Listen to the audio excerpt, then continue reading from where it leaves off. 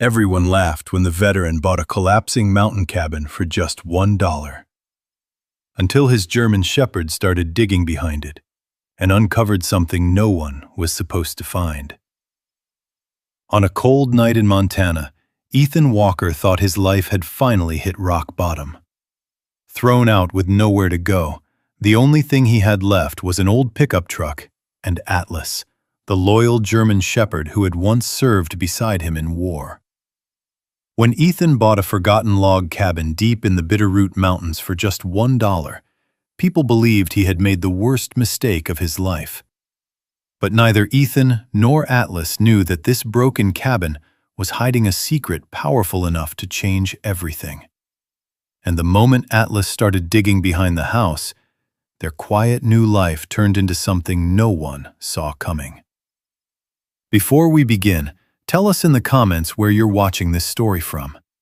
We love seeing how far these stories travel across the world. The wind across the Bitterroot Valley had a way of cutting through everything. It slipped through the pine trees, slid across the dark fields, and rattled the loose screen door of the small ranch house like a restless spirit that refused to leave. Inside that house, Ethan Walker woke with a gasp. For a moment, he didn't know where he was.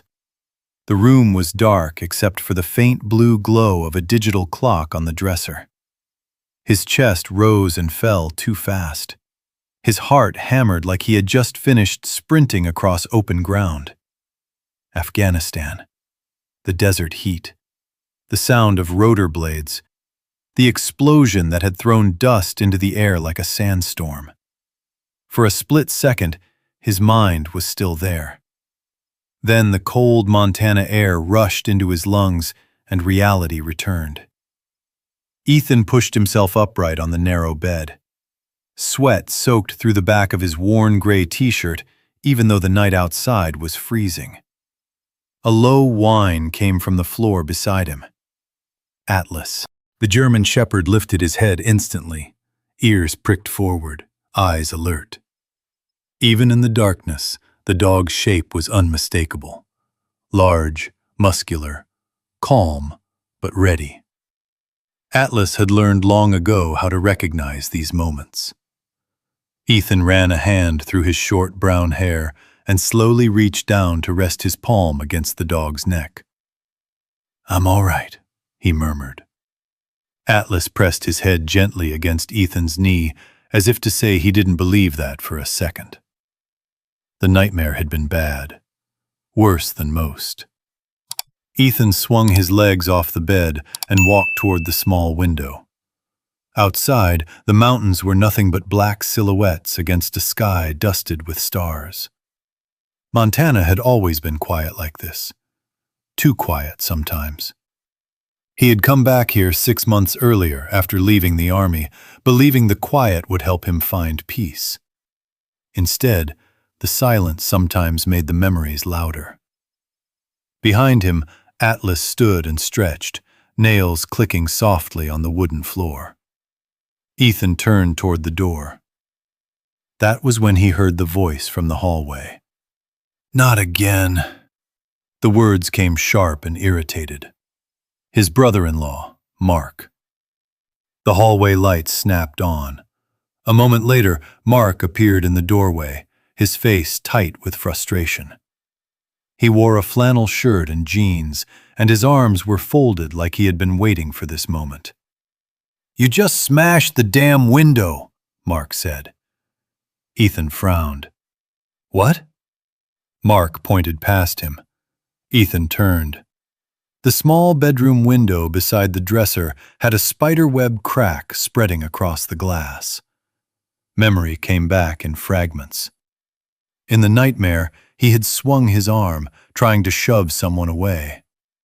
In reality, his elbow must have struck the glass. "I didn't mean to." "You never mean to," Mark cut him off. The words echoed down the hallway. Footsteps approached. Ethan's sister, Claire, appeared behind Mark. Her robe hung loosely around her shoulders, and her eyes looked tired more than angry. Atlas stepped forward slightly, placing himself between Ethan and the doorway without making a sound.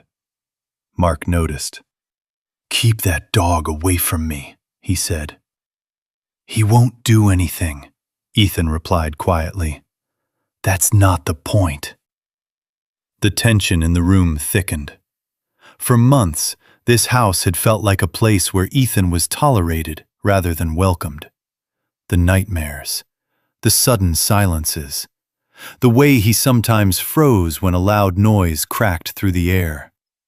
People who hadn't seen war rarely understood the parts that followed it home. Mark shook his head. "I told you this wasn't working," he said to Claire. Claire didn't respond. She stared at the cracked window instead. Mark's voice grew louder. "You wake the whole house up every other night. My kids are scared to sleep in their own rooms." Ethan looked down at the floor. "I'm trying," he said. "I know you're trying," Mark replied. "But trying doesn't fix broken glass." For a long moment, nobody spoke. Then Mark stepped forward and pointed toward the front door. "You need to leave." The words hung in the air like frost. Claire finally looked up. "Mark." "No," he said firmly. "I'm done with this." Ethan felt something heavy settle in his chest. Part of him had known this moment might come. Still, hearing it out loud felt like stepping off a cliff. "Tonight?" Ethan asked. "Yes, tonight." Atlas gave a low, uneasy growl. Ethan rested a hand on the dog's shoulder. "It's okay," he whispered. Claire's voice trembled slightly. "Maybe we can give him a few more weeks." Mark shook his head. "We already gave him 6 months." Ethan walked past them without another word. The living room felt colder than the bedroom. He grabbed the worn duffel bag he had carried home from the army and began stuffing clothes into it. Atlas followed him from room to room like a shadow. When Ethan opened the front door, the cold night air rushed inside. Mark tossed something onto the porch. Ethan stepped outside and saw it was the rest of his gear. A sleeping bag, a small toolbox, and a pair of boots. Claire stood in the doorway, hugging herself. "I'm sorry," she whispered. Ethan nodded once. "I know." Atlas jumped down from the porch and waited beside the truck. The old pickup was a faded blue Ford that had seen better decades. The engine ticked quietly as the cold air settled around it. Ethan loaded the duffel bag into the passenger seat.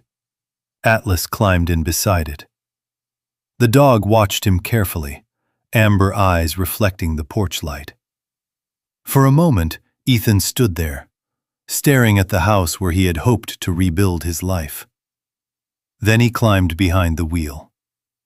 The engine turned over slowly before finally rumbling to life. As he pulled away from the gravel driveway, the ranch house grew smaller in the rearview mirror. Atlas shifted in the seat and placed his head gently against Ethan's arm. Ethan exhaled slowly. "Looks like it's just you and me, partner." The headlights cut through the darkness as the truck rolled down the empty county road. Above them, the mountains waited. Neither of them knew it yet, but somewhere deep inside those mountains sat a ruined log cabin that no one wanted. And by morning, Ethan Walker and the dog who refused to leave him would be on their way to it. The night he was thrown out was supposed to be the end of his story. Instead, it was only the beginning. Ethan Walker drove for nearly an hour before the road stopped feeling familiar. The Bitterroot Valley stretched wide and silent under the stars, the mountains rising like dark walls against the sky. The old Ford pickup rattled with every mile, the heater blowing air that was only slightly warmer than the cold Montana night outside. Atlas sat upright in the passenger seat, alert as always. His ears flicked at every passing sound, the distant cry of a coyote, the wind brushing through pine trees, the hum of tires against gravel. Ethan's hands tightened around the steering wheel. He had nowhere to go. That thought repeated itself over and over in his mind like a broken record. Nowhere. No house. No job. No plan. Just a truck that burned oil and a dog that refused to leave him. He pulled into the parking lot of a closed gas station outside the small town of Hamilton just before midnight. The neon sign flickered above the empty pumps. Ethan turned off the engine. The silence settled around them instantly. For a moment, he just sat there, staring through the windshield. Atlas shifted closer and rested his head against Ethan's arm. Ethan scratched behind the dog's ears. "Well," he said quietly, "we've had worse nights." Atlas thumped his tail once against the seat as if agreeing. Ethan leaned his head back and closed his eyes. Sleep came slowly. Every sound made him tense. A car door slamming somewhere in the distance. A truck rumbling past on the highway. The faint creak of the pickup's metal frame cooling in the cold. Atlas never slept deeply. The dog lifted his head every few minutes, scanning the darkness through the windows. By morning, frost had formed along the edges of the windshield. Ethan woke to the sound of early traffic on the road. His neck ached. His back felt stiff from the cramped driver's seat. Atlas stretched, paws pressing against the dashboard. "You ready, partner?" Ethan asked. The dog wagged his tail. Inside the gas station convenience store, the smell of burnt coffee filled the air. A middle-aged clerk stood behind the counter reading a newspaper. Ethan poured himself a small cup of coffee and paid with 2 crumpled dollar bills. He sat by the window, warming his hands around the cup. That was when he noticed the flyer taped to the bulletin board near the door. County Tax Property Auction, Ravalli County Administration Building. Friday, 10 a.m. Ethan stood up and walked closer. The flyer listed several abandoned properties. Old barns, empty lots, rundown houses. Most of them had starting bids in the thousands. But one listing near the bottom caught his eye. Parcel number 17. Bitterroot Mountain region, 40 acres. Timberland. Derelict log cabin. Minimum bid, $1. Ethan read the line twice. $1. He glanced down at Atlas, who sat patiently beside him. "You see that?" Ethan muttered. The dog tilted his head slightly. Ethan pulled the flyer off the board and folded it into his pocket. The county building stood in the center of Hamilton, a plain brick structure that smelled faintly of old carpet and coffee when Ethan walked inside later that morning. The auction room held maybe 30 people. Most of them looked like professional land buyers, men in expensive jackets, a few real estate investors tapping on their phones. Ethan felt out of place in his worn boots and faded army jacket. Atlas waited outside in the truck. The auction began quickly. Property after property sold for thousands of dollars. Investors raised their paddles without hesitation. Ethan sat quietly in the back row. Then the auctioneer cleared his throat. "Next parcel," he said, flipping a page on the clipboard.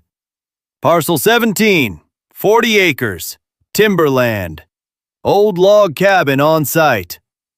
A few people chuckled. "Access road questionable," the auctioneer added. Someone in the front row laughed. "That's the one with the bear den in the living room." More laughter followed. "Opening bid," the auctioneer said. $1.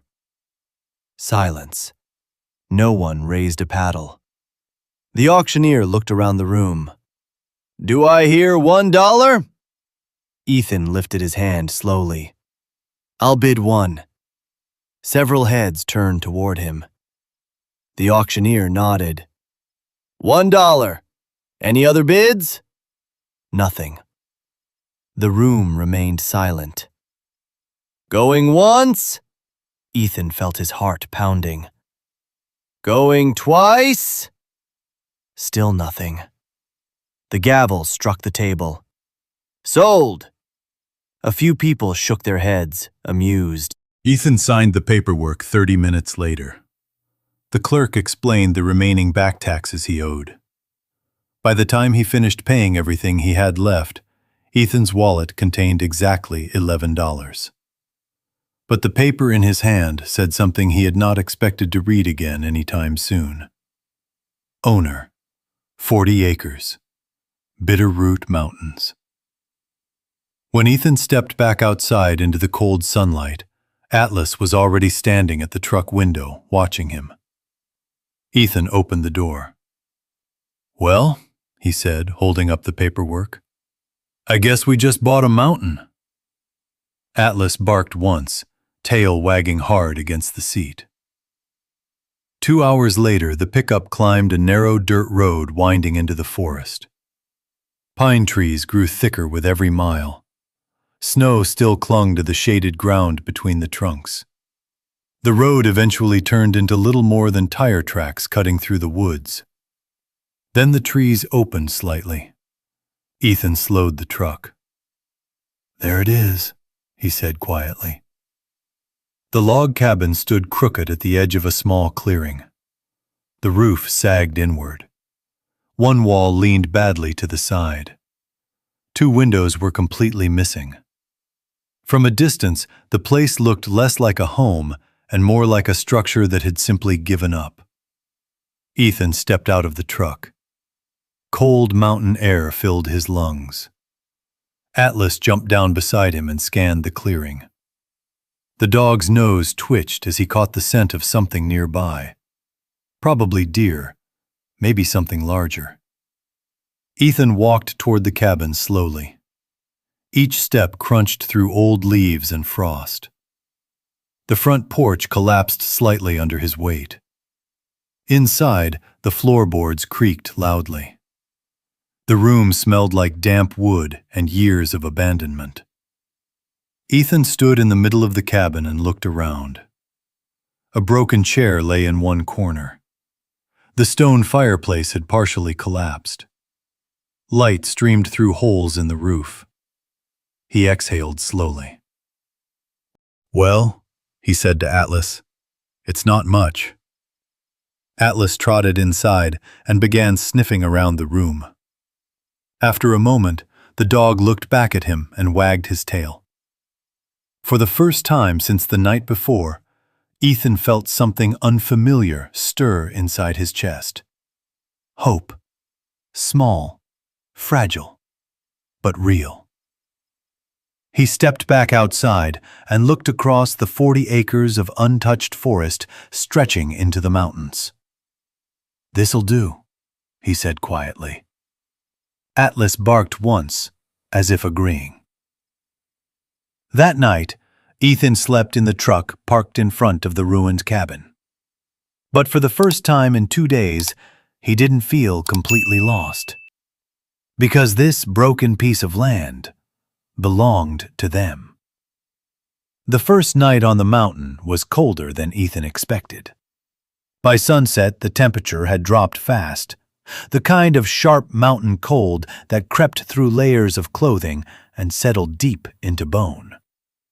The sky above the Bitterroot Mountains turned dark purple, then black, the stars spilling across it like scattered glass. Ethan sat on the tailgate of the pickup and watched the last light disappear behind the ridgeline.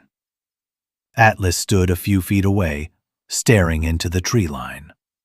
The dog's posture had changed. His ears were high, his body still, his eyes fixed on the dark forest beyond the clearing. "What is it?" Ethan asked quietly. Atlas gave a low, warning growl. Somewhere deep in the trees, a branch snapped. Ethan's hand instinctively moved toward the hunting knife clipped to his belt. He waited. The sound didn't come again. After a moment, Atlas relaxed slightly, though he still kept his gaze on the woods. "Yeah," Ethan muttered. "We're not in the suburbs anymore." The ruined cabin loomed behind him. In daylight, it had looked worn and abandoned. At night, it looked almost haunted. The sagging roof cast long, crooked shadows. The broken windows stared out into the dark like empty eye sockets. Ethan stood and grabbed his flashlight. Let's take a better look before we call it a night.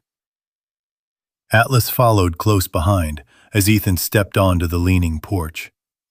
The wooden boards creaked under his boots. Inside, the cabin smelled like wet timber and old dust.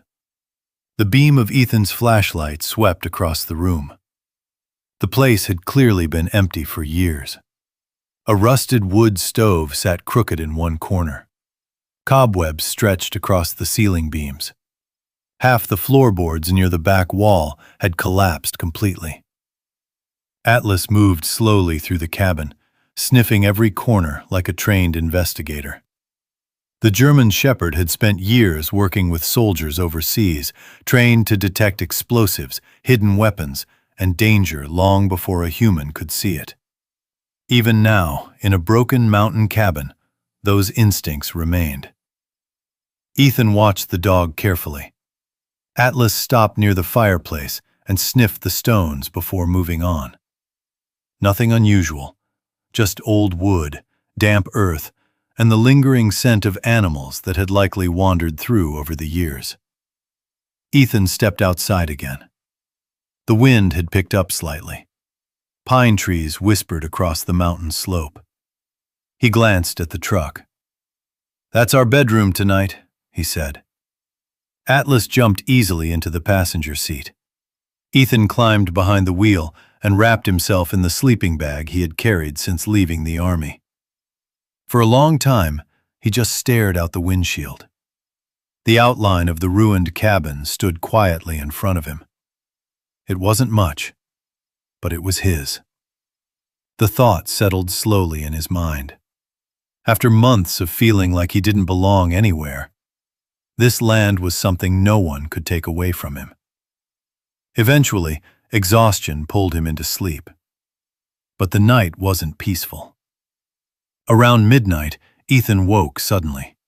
His heart raced. For a moment, he thought he heard shouting. The sound of gunfire, dust rising in the air. Then Atlas pushed his nose gently against Ethan's shoulder. The dog's calm presence pulled him back to reality. No war, no explosions, just wind and trees and a broken cabin in Montana. Ethan took a deep breath. "Sorry," he whispered. Atlas rested his head on Ethan's arm. They stayed like that for a while. Man and dog sitting quietly under a sky full of stars. Morning came slowly over the mountains. Pale sunlight crept across the clearing, turning frost on the grass into tiny flashes of silver.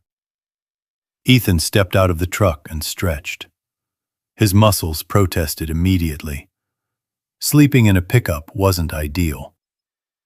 Atlas jumped down and trotted across the clearing, sniffing the ground. Suddenly the dog stopped. His ears shot up again. Atlas turned toward the trees and gave a sharp bark. Ethan followed his gaze. A large black shape moved slowly between the pines. Bear. The animal paused at the edge of the clearing, watching them. Ethan stood perfectly still. Atlas moved closer to his side. The bear sniffed the air for several seconds. Then, apparently deciding the strange newcomers weren't worth the trouble, it turned and lumbered back into the forest. Ethan let out a long breath. "Well," he said, That's one neighbor we'll try not to upset. Atlas wagged his tail. After a quick breakfast of protein bars and bottled water, Ethan began exploring the rest of the property. 40 acres sounded impressive on paper. Walking it was another story. The land sloped upward behind the cabin, thick with tall pine and fir trees. Fallen logs and thick brush made parts of the forest nearly impossible to cross. But there was something beautiful about it, too. A narrow stream cut through the eastern side of the property. Snowmelt from higher elevations flowed clear and cold over smooth stones. Ethan crouched beside it and dipped his hand in. Ice cold, but clean. He looked back at Atlas. "Well," he said, "at least we've got water." The dog drank happily from the stream. For the next several hours, Ethan walked the land, mapping it slowly in his mind. Where the trees grew thick, where the ground leveled out, where the best sunlight reached the clearing. By afternoon, he returned to the cabin. He stood in front of it again, arms folded. The structure looked even worse in daylight. The roof would have to be replaced. Half the porch needed rebuilding. And the missing windows meant winter would turn the place into an icebox. Ethan rubbed the back of his neck. "This is going to take a lot of work," he said. Atlas barked once. Ethan smiled faintly. "Yeah, I know." The sun dipped lower in the sky as he began clearing debris from the cabin floor. Broken boards, old nails, rotten pieces of wood. It wasn't much progress, but it was something. As evening approached, Ethan stepped back outside and looked across the clearing again. For the first time in months, he felt tired in a good way. The kind of tired that came from building something instead of running from the past. Atlas sat beside him, watching the mountains. "Not bad for day one," Ethan said quietly. The wind moved softly through the trees, and somewhere deep in the forest beyond the clearing, something important waited to be discovered. But neither Ethan nor Atlas knew that yet. The second morning on the mountain came with pale sunlight filtering through tall pines and the smell of cold earth rising from the forest floor. Ethan woke in the truck again. For a moment he forgot where he was. The stiff ache in his neck reminded him quickly. He shifted in the driver's seat, blinking as the early light touched the windshield. Atlas was already awake. The dog sat upright in the passenger seat, staring toward the trees like a silent guard who had never taken his eyes off the world. "Morning," Ethan said quietly. Atlas glanced at him and wagged his tail once. Ethan pushed open the truck door and stepped into the cold air. Frost still covered the clearing, turning every blade of grass into something silver and fragile. He stretched his shoulders and looked toward the cabin. In daylight, the damage looked even worse. One entire section of roof sagged so badly it could collapse with one heavy snowfall. Several logs along the lower wall had begun to rot. The porch leaned forward like it was tired of standing. Ethan rubbed the back of his neck. "All right," he muttered to himself. "Step one. Keep the roof from falling on our heads." Atlas barked softly, as if agreeing. The morning passed slowly. Ethan began clearing fallen boards from inside the cabin. He dragged broken furniture outside, stacking it in a rough pile near the edge of the clearing. Every movement kicked up dust that had likely settled there years before. By noon, his arms were burning, and his stomach reminded him he hadn't eaten since yesterday morning. He sat on the tailgate and pulled the last protein bar from his bag. Atlas sat beside him, watching patiently. Ethan broke the bar in half. "You get the bigger piece," he said. The dog accepted it gently, careful not to nip Ethan's fingers. After lunch, Ethan grabbed a hammer and climbed onto the leaning porch. If he could at least secure the roof temporarily, the cabin might survive the next storm. He had just started pulling loose nails when a distant engine sound drifted through the trees. Ethan froze. No one had come up this road yesterday. Atlas heard it too. The dog stood instantly, ears high, body stiff. The engine grew louder. A pickup truck slowly appeared between the pines, climbing the narrow dirt road toward the clearing. Ethan set the hammer down. The truck stopped near the edge of the property. For several seconds, nothing happened. Then the driver's door opened. An old man stepped out. He moved slowly, but with the quiet confidence of someone who had spent his entire life outdoors. He wore a worn canvas jacket and a gray hat pulled low over his brow. Atlas gave a low growl. "Easy," Ethan said. The old man approached with calm, steady steps. "Morning," he called. Ethan nodded cautiously. "Morning." The old man looked past him at the cabin. "Well," he said after a moment, "that old place finally found a new owner." Ethan raised an eyebrow. "You know this cabin?" "Know it?" The man chuckled softly. "Son, I remember when the last roof went on that thing." Ethan leaned against the porch railing. "How long ago was that?" "About 40 years, give or take." The man studied Ethan for a moment. "You the fellow who bought parcel 17 at the county auction?" "Yeah." The old man nodded slowly. "Name's Hank Miller." Ethan shook his hand. "Ethan Walker." Hank glanced down at Atlas. "And who's this big fella?" "Atlas." Hank crouched slightly and extended a hand. Atlas sniffed it carefully before allowing the contact. "Well, I'll be," Hank said, scratching behind the dog's ears. "German Shepherd.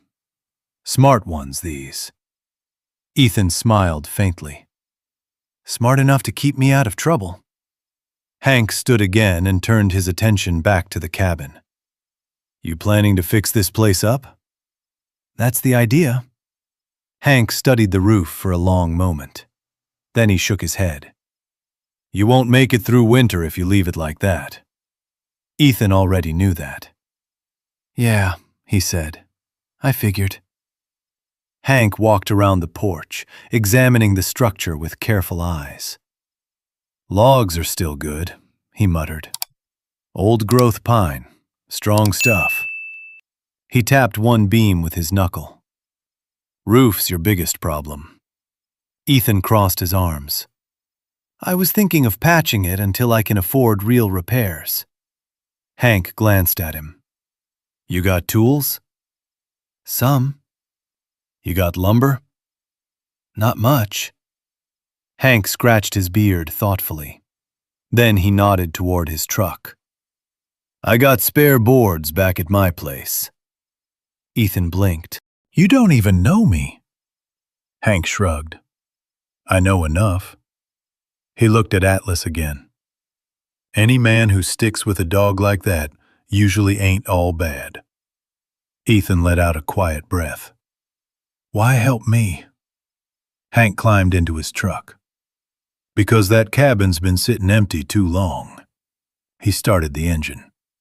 "And because everyone deserves a fair shot at starting over." The truck rolled away down the dirt road. Ethan watched it disappear between the trees. Atlas sat beside him, tail brushing against the porch. Ethan shook his head slowly. "Well," he said quietly, "didn't see that coming." Atlas barked once. Late that afternoon, Hank returned. His truck bed was loaded with lumber, tools, and a ladder that looked older than Ethan. The two men worked until sunset. Hank showed Ethan how to brace the weak beams and reinforce the roof supports. His hands moved with practiced precision, every motion efficient. "You swing that hammer like you're fighting it," Hank said at one point. Ethan chuckled. "I spent most of my life building bridges for the army. Not cabins. Hank nodded. Still building things, though. Ethan paused for a moment. Trying to.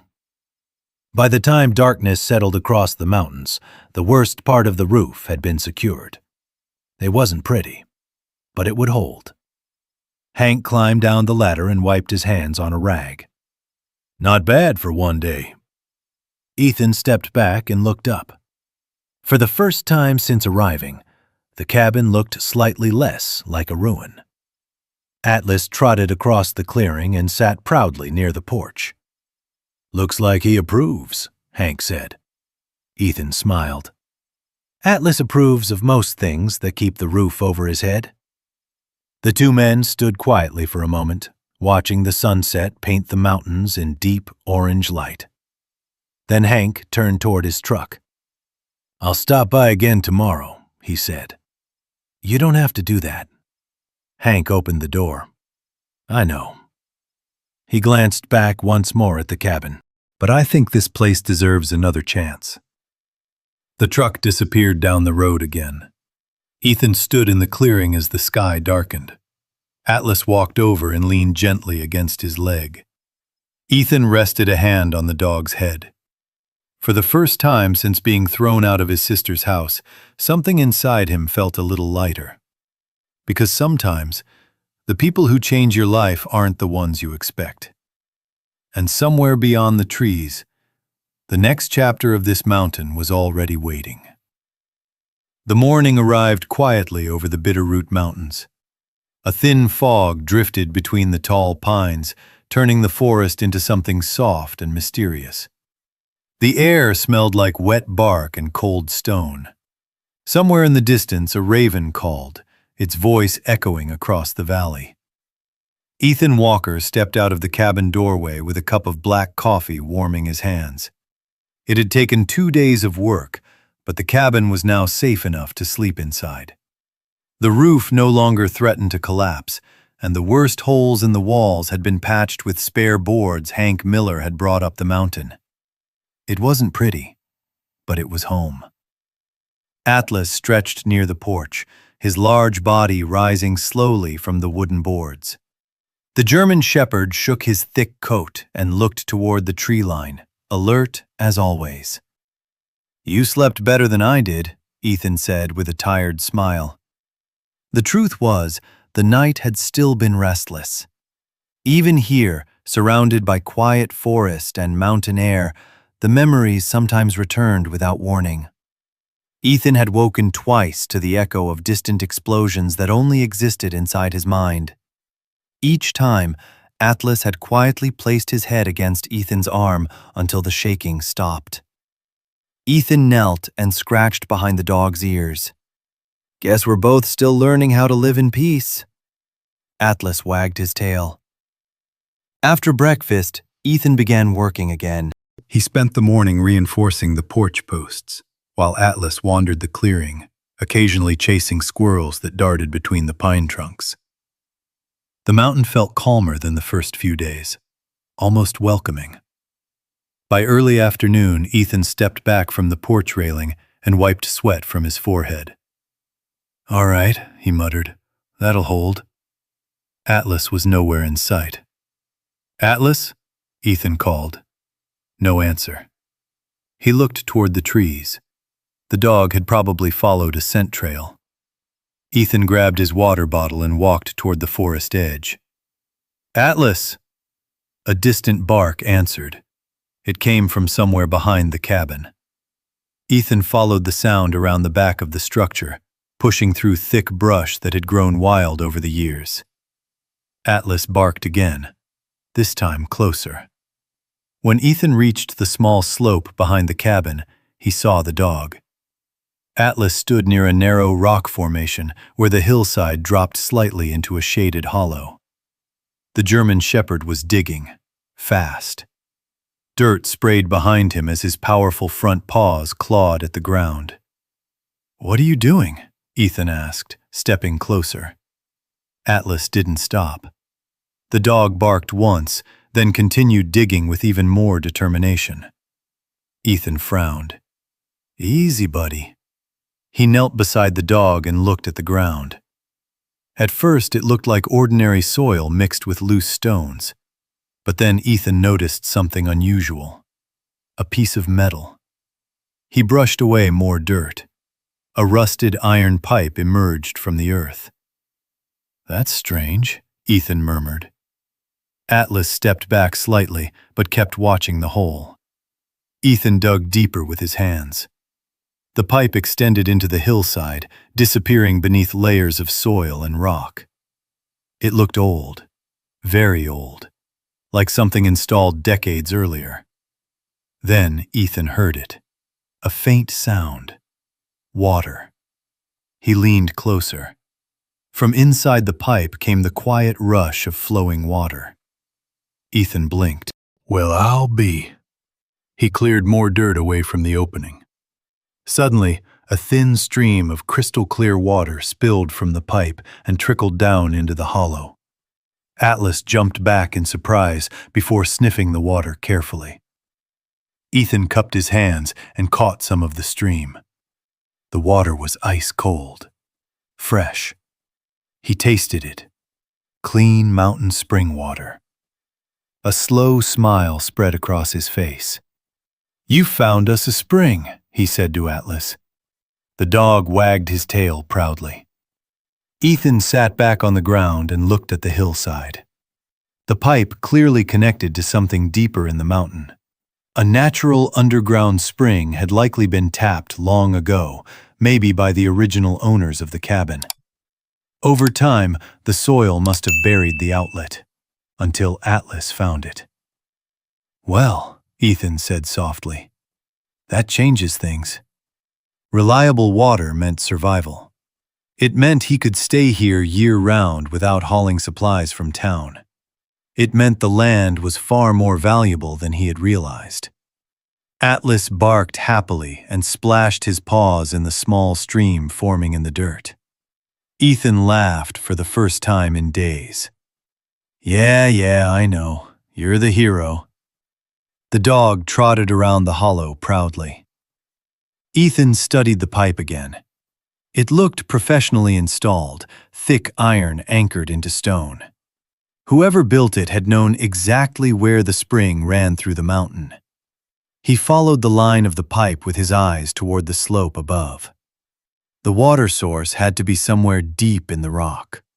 A powerful one, because even now, decades later, the flow was steady and strong. Ethan stood and stretched. "Well, partner," he said, brushing dirt from his jeans. "Looks like you just upgraded our property." Atlas barked again. The sun dipped lower behind the mountains as Ethan returned to the cabin.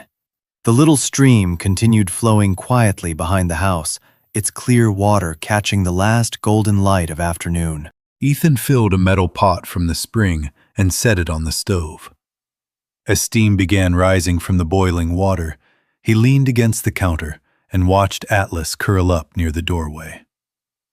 The dog seemed satisfied with the day's discovery. Ethan stared out the window toward the forest.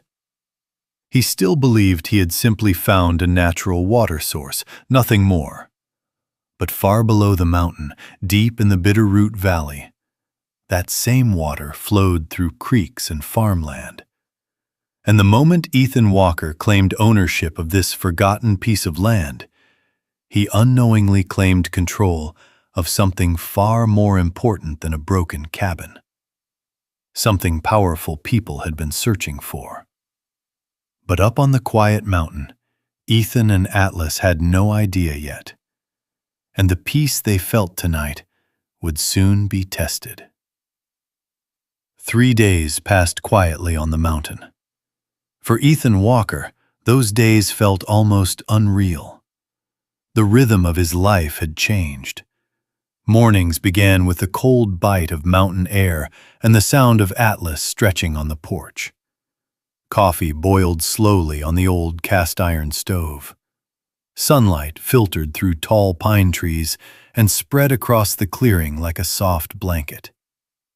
For the first time in a long while, Ethan's mind had something new to focus on. Work. Every day there was something that needed fixing. Boards to replace, nails to pull, firewood to cut. The broken cabin slowly began to transform into something livable. Hank Miller had returned twice, bringing more tools and a stack of salvaged lumber from an old barn he had dismantled years earlier. The old man never asked many questions. He simply worked. And sometimes that kind of help meant more than words. Atlas had become Hank's quiet shadow during those visits. The dog followed the old carpenter around the property as if inspecting every step of the repairs. "Smart dog," Hank had said more than once. "Smarter than me most days," Ethan replied. But on the fourth morning, something changed. Ethan was outside splitting firewood near the edge of the clearing when Atlas suddenly stopped moving. The dog froze. His ears stood straight. His body became rigid. Ethan noticed instantly. "Atlas?" The German shepherd turned toward the dirt road that wound through the trees below the property. Then Ethan heard it. An engine. Not the rough rumble of Hank's old pickup. This sound was smoother, quieter, modern. Atlas let out a low growl. Ethan rested the axe head against the stump and wiped sweat from his forehead as he stepped toward the road. Through the tall pines he saw it.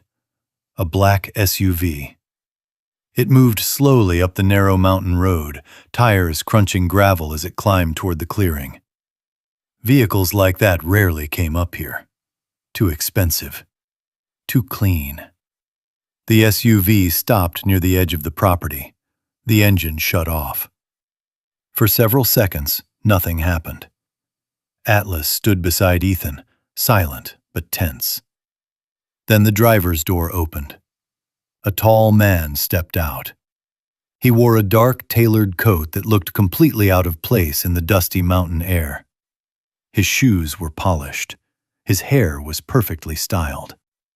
He glanced around the property as if measuring everything with careful eyes. Then he walked forward with a confident smile. "Mr. Ethan Walker, I assume?" Ethan folded his arms. "Depends who's asking." The man extended a hand. "Victor Langford." Ethan didn't shake it. "What do you want?" Victor didn't seem bothered. Instead, he turned slowly and looked at the cabin. "Beautiful property," he said. Ethan raised an eyebrow. "That's one word for it." Victor smiled politely. "I represent a development company interested in acquiring land in this region." Atlas growled again. Victor glanced down at the dog briefly. "Impressive animal." "Military trained," Ethan said calmly. Victor nodded. "I thought so." The man stepped closer to the cabin and looked toward the forest behind it. "You purchased this property recently, correct?" "County tax auction." "For $1, Victor said.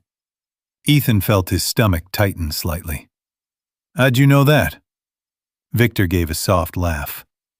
"Public records." He turned back toward Ethan. "Our company has been evaluating several parcels in the Bitterroot area for a potential resort development." Ethan didn't respond. Victor reached into his coat pocket and pulled out a slim folder. "We'd like to make you an offer." Ethan stayed silent. Victor opened the folder. $1 million. The words seemed to hang in the mountain air. Ethan blinked. For a moment he thought he had misheard. Victor continued smoothly. "In exchange for the full transfer of property rights." Atlas barked sharply. Ethan glanced down at the dog. Then he looked back at Victor.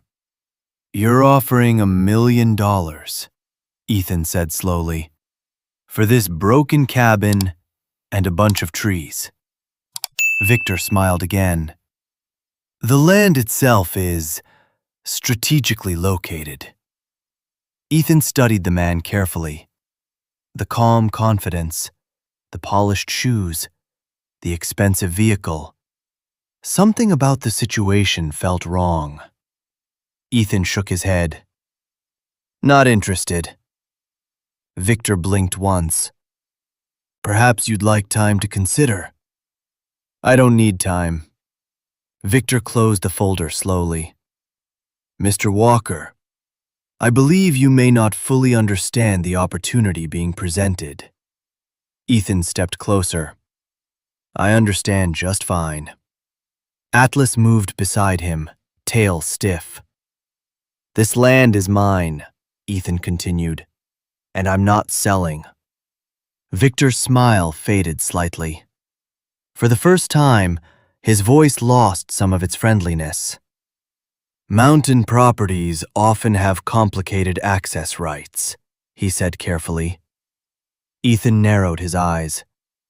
What's that supposed to mean? Victor adjusted his coat. It means sometimes roads that appear public are not legally guaranteed. A quiet silence settled between them. Then Victor smiled again. Of course, these matters can be very complicated. He stepped back toward his SUV. My offer stands. He paused before getting inside. $1 million is a generous opportunity for a man starting over. Ethan didn't respond. Victor opened the door. But opportunities rarely last forever. The engine started. The SUV slowly turned and began descending the dirt road. Dust rose behind it as it disappeared between the trees. For a long moment, Ethan stood still in the clearing. Atlas remained beside him. The mountain was quiet again, but the silence no longer felt peaceful. Ethan rubbed the back of his neck.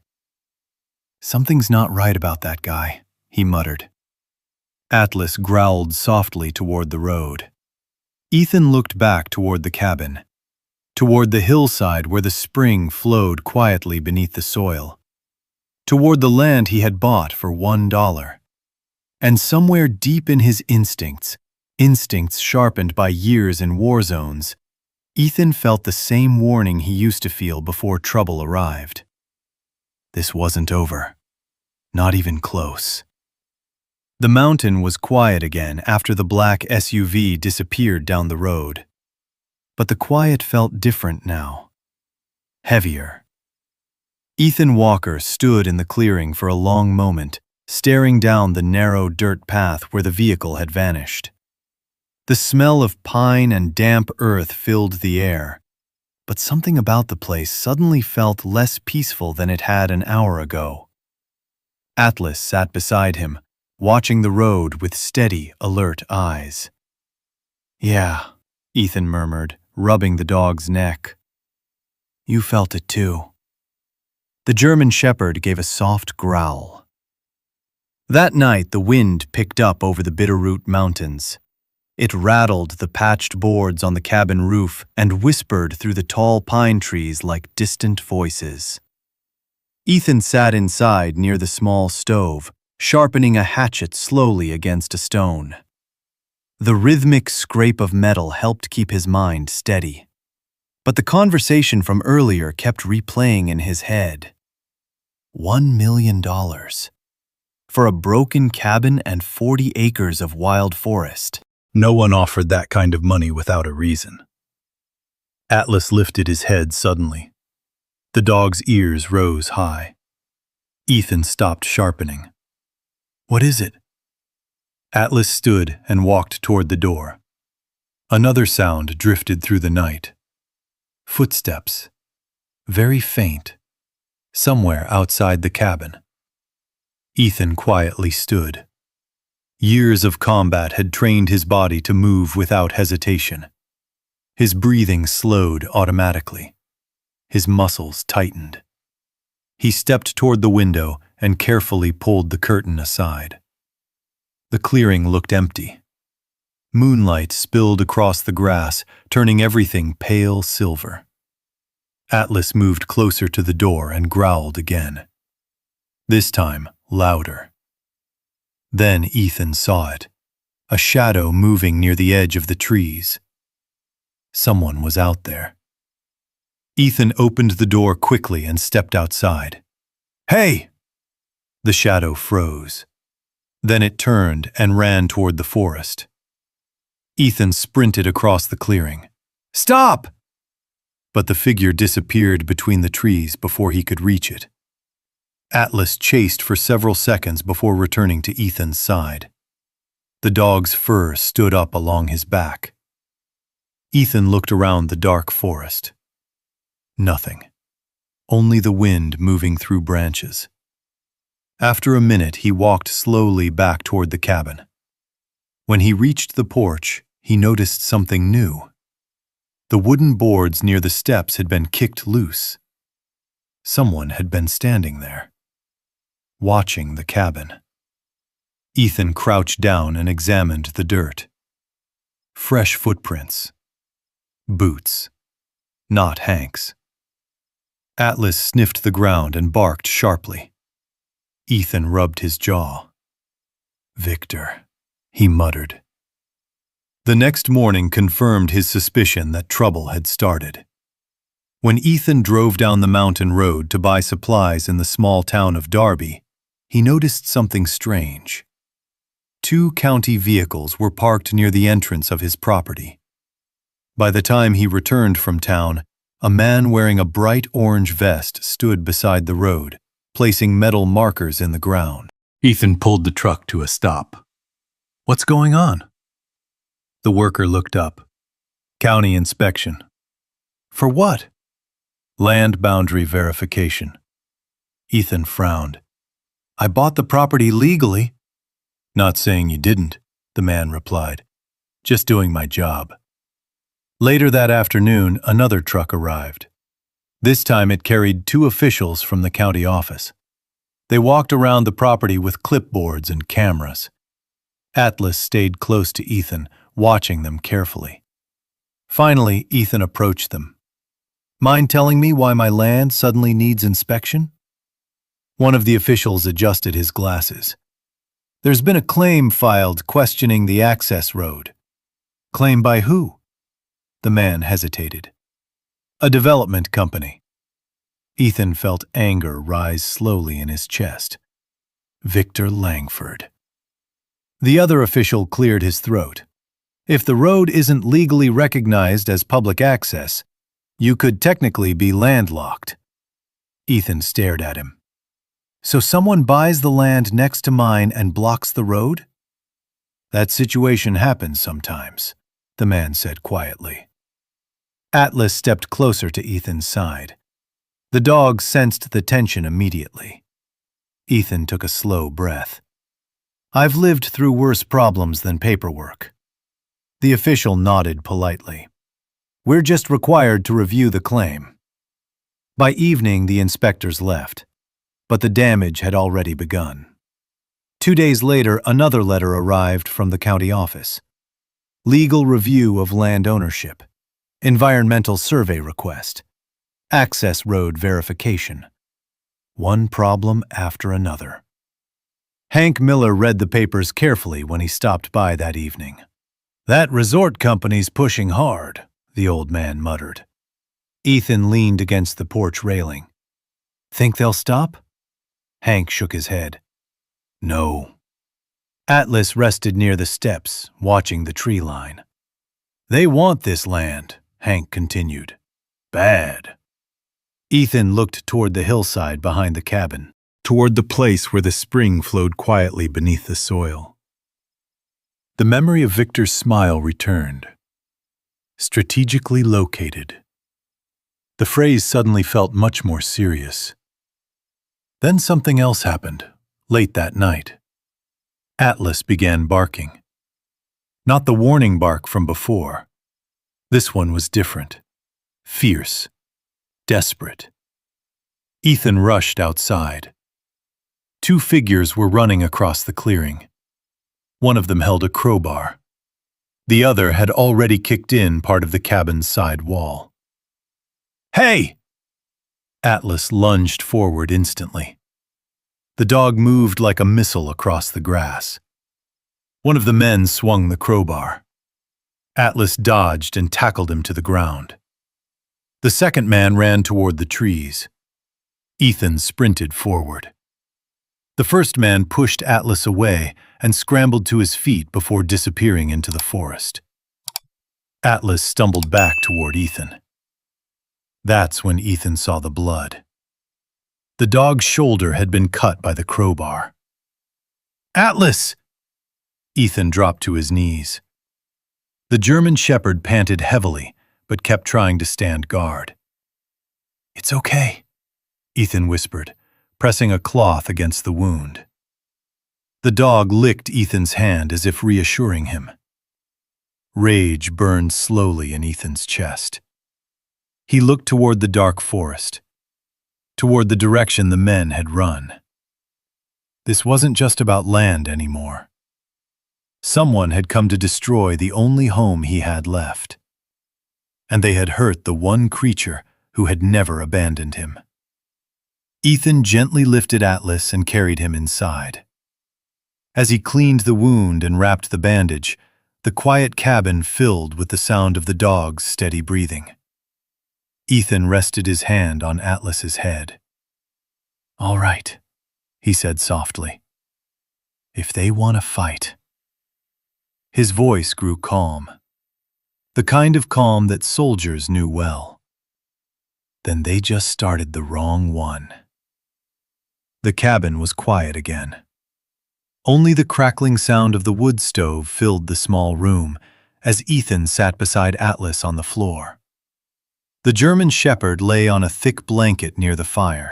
His breathing was steady now, though every movement caused a slight twitch near the bandaged shoulder. Ethan gently adjusted the cloth. "You're going to be all right," he whispered. Atlas looked up at him with those deep brown eyes that always seemed to understand more than words. The dog licked Ethan's hand once before resting his head back down. Outside, the wind moved through the trees again. But tonight, Ethan wasn't thinking about the cold or the broken boards in the walls. He was thinking about the men who had come to destroy his home, and the man who had sent them. Victor Langford. The next morning, the sky over the Bitterroot Mountains was clear and bright. Sunlight spilled across the clearing as Ethan loaded Atlas carefully into the passenger seat of the pickup. "Easy, partner." The dog climbed in slowly, but insisted on sitting upright like he always did. They drove down the mountain road toward town. Ethan had 2 stops to make. The first was the veterinarian. The small clinic sat near the edge of Derby, a modest building with faded green paint and a wooden porch. Dr. Karen Mitchell greeted them at the door. "Well, hello there," she said gently as Atlas stepped out of the truck. Her smile faded slightly when she saw the bandage. "What happened?" "Someone tried to break into the cabin," Ethan replied. The vet's expression tightened. She examined the wound carefully. "Good news," she said after a few minutes. "The cut looks worse than it is. You cleaned it well." Atlas sat calmly through the examination like a trained soldier. "Few stitches," she continued. "He'll need a week of rest." Ethan nodded. "He won't like that." "No working for a few days," she added with a small smile. Atlas wagged his tail. After the visit, Ethan drove across town to a small office near the courthouse. A brass sign near the door read, "Laura Bennett, Attorney at Law." Inside, shelves filled with legal books lined the walls. Laura Bennett looked up from her desk as Ethan entered. She was in her mid-30s, sharp-eyed and calm, with the quiet confidence of someone used to dealing with complicated situations. "Mr. Walker," she said, "I was wondering when I might meet the new owner of Parcel 17. Ethan frowned slightly. "You've heard about me?" Laura leaned back in her chair. "In a town this small, people hear about everything." She glanced down at the documents on her desk. "And when a development company starts filing legal challenges against a $1 property purchase, It tends to attract attention. Ethan sat down. Then you already know what's happening. Laura nodded. Victor Langford. Atlas lay beside Ethan's chair, watching the room carefully. Laura noticed the bandage on the dog's shoulder. That looks serious. Someone tried to break into the cabin last night. Laura's expression hardened. That doesn't surprise me. Ethan leaned forward. Why does he want my land so badly? Laura opened a drawer and pulled out an old folder filled with maps and geological reports. I spent the morning looking into the history of your property, she said. She spread the documents across the desk. These are survey reports from the 1970s. Ethan studied the papers. What am I looking at? Laura pointed to a line running through the map. That. Ethan frowned. A creek? Not exactly. She flipped to another report. This region of the Bitterroot Mountains sits above one of the largest underground aquifers in western Montana. Ethan blinked. A water source? Laura nodded slowly. A very large one. She tapped the map again. And according to these surveys, the strongest spring outlet on the entire mountain. Her finger rested directly on Ethan's property. Is located right behind your cabin. Ethan sat back in the chair. The memory of Atlas digging near the rock formation returned instantly. The rusted pipe, the cold, clear water. Laura continued. If someone builds a resort or large development down in the valley, they'll need access to that water source. Ethan felt the pieces falling into place. That's why Victor offered the money. Exactly. Laura folded her arms. And if he owns the land above the spring, he controls the water. She nodded. And without that water, several farms and wildlife areas in the valley would suffer. Ethan stared at the map again. Atlas had found the spring by accident. Or maybe not by accident at all. The dog had uncovered something that powerful people had been trying to control. Laura leaned forward. You need to understand something, Mr. Walker. What? This is no longer just a land dispute. She looked him directly in the eyes. This is about the most valuable resource in the entire valley. Ethan rubbed his jaw slowly. And Victor thinks he can scare me off. Laura smiled faintly. That seems to be the plan. Atlas lifted his head from the floor. The German shepherd looked from Ethan to Laura as if listening carefully. Ethan scratched behind the dog's ears. Well, he said quietly, he's going to be disappointed. Laura gathered the documents into a neat stack. You're not alone in this fight, she said. People in this valley care about that water. Ethan stood and looked down at the map one last time. The small dot marking his cabin suddenly looked very different. It wasn't just a broken building anymore. It was the key to something far bigger. And somewhere out there, Victor Langford had just realized that the man he tried to intimidate was standing on the one piece of land he needed most. The battle for the mountain had truly begun. But neither side knew yet how big the story was about to become. The drive back up the mountain felt different. Ethan Walker kept both hands steady on the steering wheel as the old pickup climbed the narrow dirt road. Pine trees stretched high above them, sunlight flashing through the branches like scattered gold. Atlas sat beside him quietly. The bandage on the dog's shoulder was fresh, the white cloth bright against his thick black and tan fur. You did more than find water, partner, Ethan said softly. Atlas glanced at him and wagged his tail once. The truck reached the clearing near the cabin. Everything looked the same. The broken porch, the tall trees, the quiet mountain wind. But Ethan knew now that the land beneath his boots held something far more powerful than he had ever imagined. Water. And not just any water. The main spring feeding the Bitterroot Valley. He stepped out of the truck and walked slowly toward the back of the cabin where Atlas had uncovered the rusted pipe.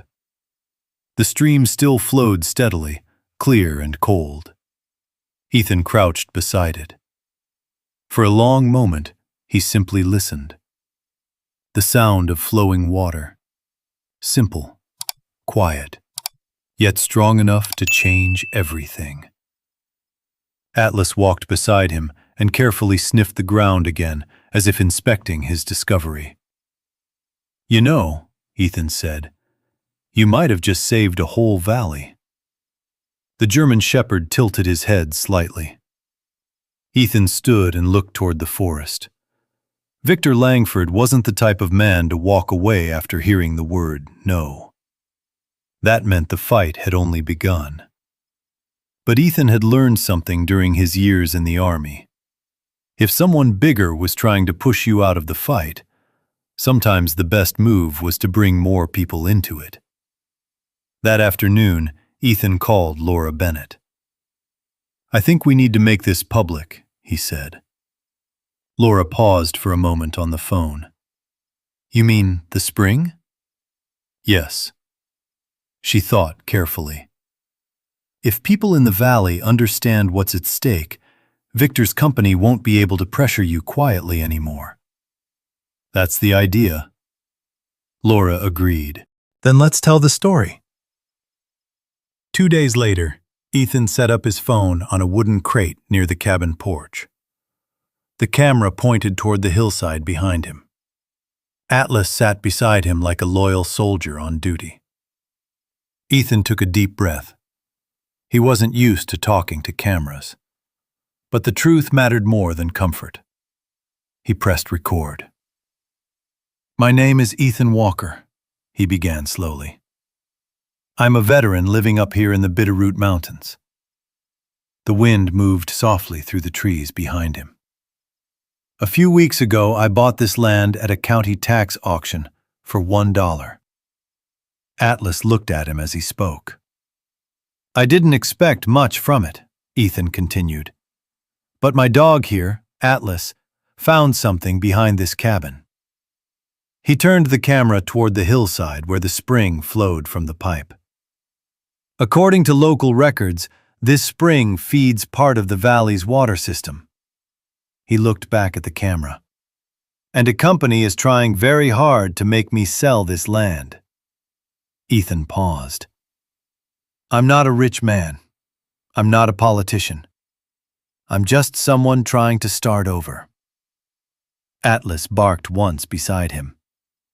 "But if giving up this land means risking the water supply for the valley," he shook his head, "that's not something I'm willing to do."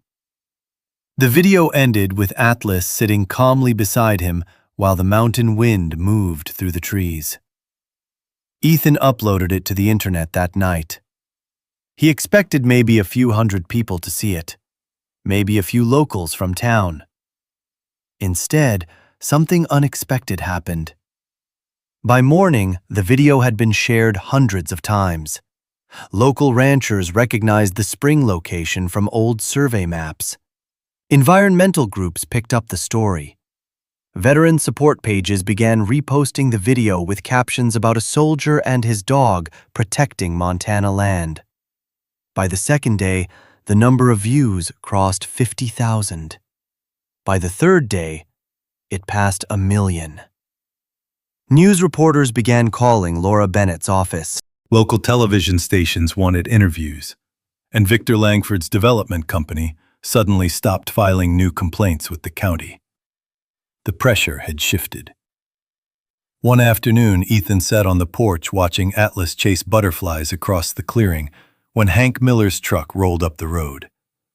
The old carpenter stepped out, smiling widely. "Well," Hank said, walking toward the cabin, "looks like you stirred up quite a storm." Ethan chuckled. "I didn't plan it that way." Hank pulled a folded newspaper from his pocket. The front page showed a photo of Ethan and Atlas standing near the spring. The headline read, "Veteran and military dog defend Bitterroot water source." Hank handed it to him. "Whole valley's talking about you now." Atlas barked happily when Hank scratched behind his ears. Ethan looked down at the newspaper. Just weeks ago, he had been sleeping in his truck with nowhere to go. Now people across the state were sharing his story. But Ethan knew something important. Victor Langford wasn't the kind of man who gave up easily. The resort company had money, lawyers, influence. This fight was far from finished.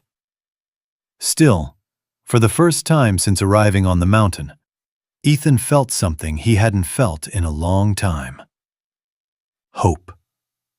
And as Atlas lay down beside him on the porch, resting his head gently on Ethan's boot, it felt like the entire world had finally started paying attention. For the first time since arriving on the mountain, the silence around the cabin no longer felt empty. It felt alive. The following weeks brought something Ethan Walker had not expected. Visitors. Not crowds, not tourists, but people who understood the kind of quiet battles that never made the news. The first truck arrived early one morning. Ethan was stacking firewood beside the cabin when the sound of tires rolling slowly up the mountain road reached him. Atlas lifted his head immediately. The dog stood, alert but calm. A dusty pickup stopped near the clearing. A man stepped out. He was about Ethan's age, maybe early 40s, wearing a faded military jacket and a baseball cap pulled low over his eyes.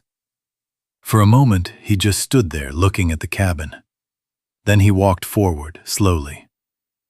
"You Ethan Walker?" Ethan nodded. "That's me." The man glanced down at Atlas. "And this must be Atlas." The German shepherd wagged his tail once. The man smiled faintly. "I saw the video," he said, "about the spring." Ethan wiped his hands on his jeans. "Yeah." The man shifted his weight slightly. "My name's Daniel Reyes." He hesitated for a moment before continuing. "I served 2 tours in Iraq." Ethan studied him carefully. He recognized the signs immediately. The stiff shoulders, the careful way the man watched his surroundings, the quiet tension in his eyes. PTSD. Ethan nodded slowly. "Welcome." Daniel looked relieved just hearing that one word. "I wasn't sure if I should come up here," he admitted. Ethan gestured toward the porch. "Coffee's inside." Atlas walked over and gently nudged Daniel's hand with his nose. Daniel laughed softly. "Guess that's my welcome committee." Atlas wagged his tail proudly. They sat on the porch for a long time, not talking much, just watching the mountains and listening to the wind moving through the trees. For men who had seen war, silence often said more than conversation. Daniel stayed until sunset. Before leaving, he turned back toward Ethan. "You mind if I come back sometime?" Ethan shook his head. "Not at all." A few days later, another truck appeared. This time, it carried 2 men and a woman, all veterans, all people who had watched the story online and recognized something familiar in Ethan's quiet life on the mountain. Word spread slowly, not through advertisements, not through official programs, but through veteran groups and online forums where soldiers shared stories late at night. The message was simple. A veteran in Montana had built something peaceful, and anyone who needed a place to breathe for a while was welcome. Ethan never planned to start anything, but somehow the cabin began to change. The broken building slowly turned into something else. Hank Miller helped expand the porch. They built a larger fire pit in the clearing. An old shed behind the cabin was repaired and turned into a small workshop. Some visitors stayed only a few hours. Others stayed a few days. They cut firewood. They helped repair fences. They walked through the forest trails with Atlas leading the way. And at night, they sat around the fire, telling stories that most people would never understand. Atlas became the heart of it all. The German Shepherd had a way of knowing exactly when someone needed comfort. Sometimes he would quietly walk over and rest his head on a soldier's knee while they stared into the fire. Other times he would nudge someone's hand with his nose until they smiled again. Even Daniel Reyes noticed it. "That dog's got better instincts than most therapists," he joked one evening. Ethan smiled. "He kept me alive after the war." Daniel nodded slowly. "Yeah," he said quietly. "I believe it." One afternoon, Laura Bennett drove up the mountain with a folder full of legal documents. She stepped out of her car and looked around the clearing. Several veterans were repairing the old shed while Atlas supervised from the porch. Laura smiled. "Well," she said, "this place has certainly changed." Ethan leaned against the porch railing. People needed somewhere quiet. Laura walked toward him. "And Victor Langford's company?" She opened the folder. "They've withdrawn their development proposal." Ethan raised an eyebrow. "Just like that?" Laura nodded. "Public pressure works wonders." She gestured toward the valley far below the mountain. Farmers, ranchers, environmental groups, they all rallied around the spring. Ethan looked toward the forest. For the first time since the black SUV appeared on the road, the tension in his chest loosened. "Guess Atlas picked the right place to dig." Laura laughed softly. "You might say that." The sun slowly dipped toward the western ridges. Golden light washed across the clearing as the veterans finished their work for the day. Atlas walked slowly across the porch and lay down beside Ethan again. His shoulder had healed well. Only a faint scar remained beneath his fur. Ethan scratched behind the dog's ears. "You did good, partner." Atlas closed his eyes, content. The cabin that once stood empty for years had become something far greater than Ethan ever imagined. It wasn't just a home anymore. It was a place where broken pieces of people's lives could slowly come back together. A place where silence meant peace instead of fear. And for the first time since the war, Ethan Walker felt like he had finally built something that truly mattered. Autumn arrived quietly in the Bitterroot Mountains. The tall pines stayed dark and strong against the sky, but the aspens scattered across the lower hills turned bright gold. Every breeze carried the smell of cold earth and falling leaves. The cabin had changed even more. What once looked like a broken structure abandoned by time now stood solid and alive. The repaired porch stretched wider across the front, and a long wooden table sat nearby where visitors shared meals and stories. Smoke from the chimney drifted slowly upward into the crisp mountain air. Atlas lay in his usual spot near the porch steps, watching the clearing like a calm guardian. Ethan stepped outside carrying a mug of coffee. He paused for a moment, looking across the land. The spring behind the cabin continued to flow steadily. The small stream Atlas had uncovered now ran through a shallow channel Ethan and a few veterans had carefully reinforced with stones. Water sparkled in the morning sunlight. "Morning, partner," Ethan said quietly. Atlas wagged his tail. Down below the mountain road, a vehicle approached slowly. The sound reached Ethan before he could see it. A sedan.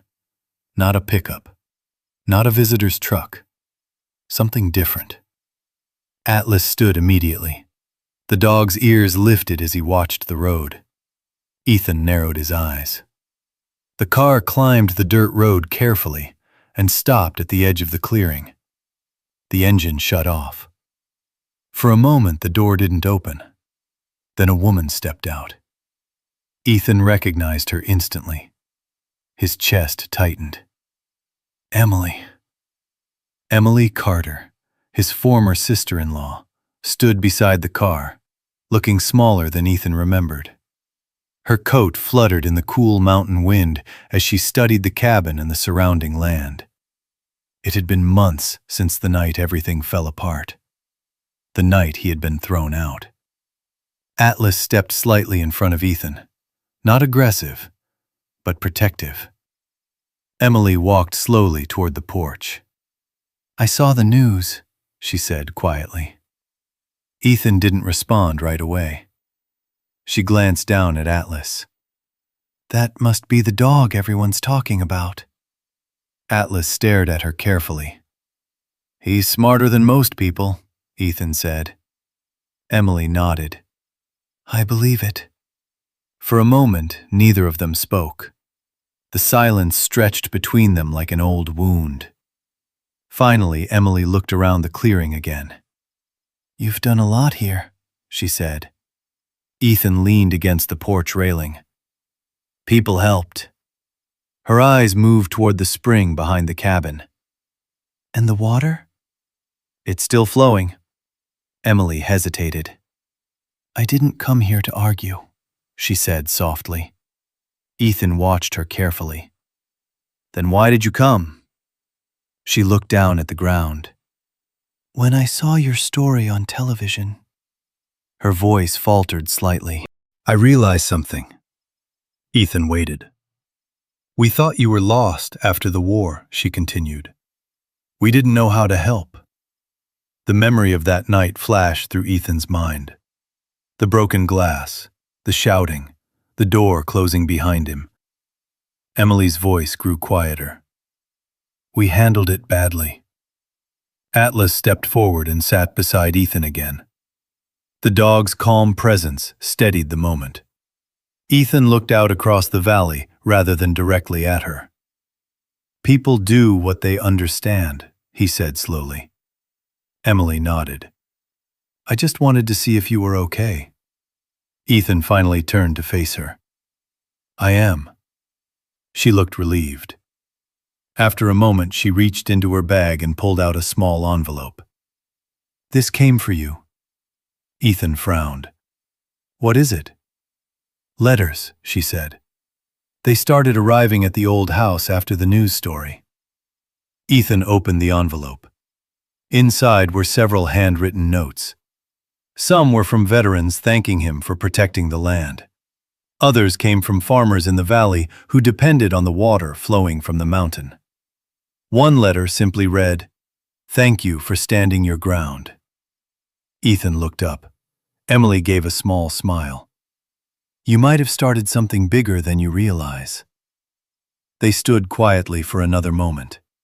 Then Emily walked back toward her car. Before getting inside, she paused. "I'm glad Atlas stayed with you that night," she said. Ethan glanced down at the dog. "Me too." Emily nodded once and drove away. The car disappeared down the dirt road just as the morning sun climbed higher over the mountains. Ethan stood there for a long time. Atlas sat beside him, steady as always. Finally, Ethan reached down and scratched the dog's neck. "Looks like the past doesn't stay buried forever." Atlas wagged his tail. But this time, when Ethan looked across the valley, the memories didn't feel as heavy. Because the life he had built on the mountain had become stronger than the pain he left behind.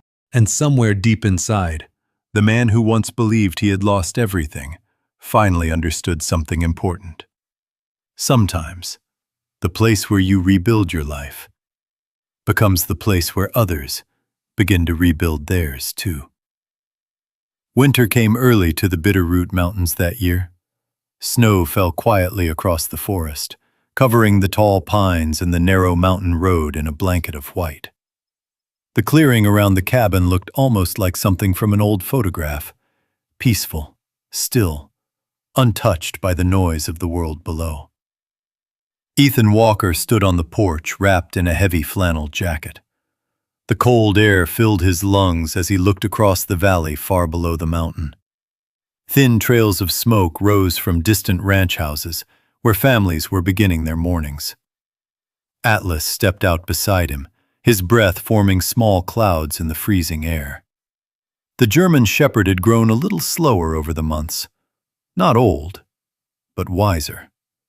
A faint scar remained hidden beneath his thick fur where the crowbar had struck him months earlier. Ethan reached down and scratched behind the dog's ears. "You've earned this view," he said quietly. Atlas wagged his tail. Behind them, the cabin had changed in ways Ethan never could have imagined. What once stood as a broken structure abandoned by time had become something entirely different. The repaired porch wrapped around the front of the building, wide enough now for a long row of wooden chairs. Smoke curled steadily from the chimney where a fire warmed the main room inside. The workshop Hank Miller helped build stood nearby, its doors open to reveal tools, lumber, and half-finished projects created by the visitors who passed through. A small wooden sign hung near the entrance to the clearing. Hand-carved letters read, "Bitterroot Veteran Retreat." Ethan hadn't named it. One of the soldiers who stayed there had. The name simply stuck. Every few weeks, another truck would climb the mountain road. Sometimes it carried a veteran looking for quiet. Sometimes a family member hoping their loved one might finally find peace somewhere far from the chaos of cities and memories.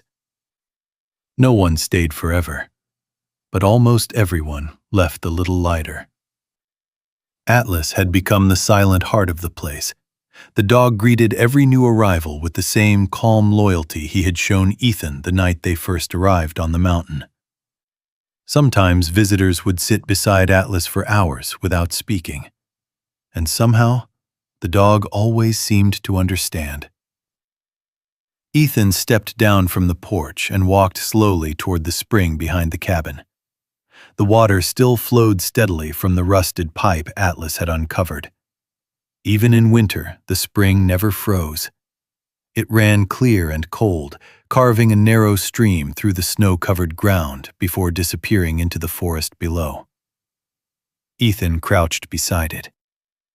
He remembered the day Atlas started digging in that spot. Back then, it had felt like a small discovery. Now, he knew it had changed everything.